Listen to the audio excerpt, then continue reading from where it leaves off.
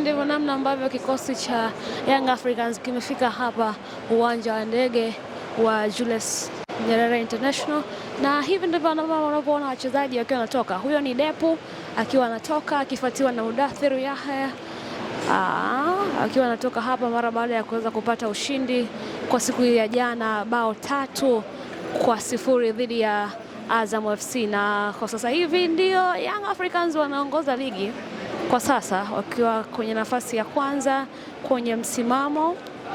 Hivyo ndivyo ambavyo unaona kwa pointi 69, lakini pia wakifuatiwa na Simba. Yes, hivi ndivyo namna ambavyo unaona wachezaji wakitoka. Huyu ni Max Nzengeli akiwa anatoka hapa kuelekea kupanda kwenye gari ili waweze kuendelea na shughuli zao. Kama ambavyo unaona ni wachezaji wa Young Africans, na kama ambavyo nimekwambia timu ya Young Africans inaongoza ligi kwa sasa hivi na ikiwa na pointi 69, ikifuatiwa na Simba ambao iko na pointi 67.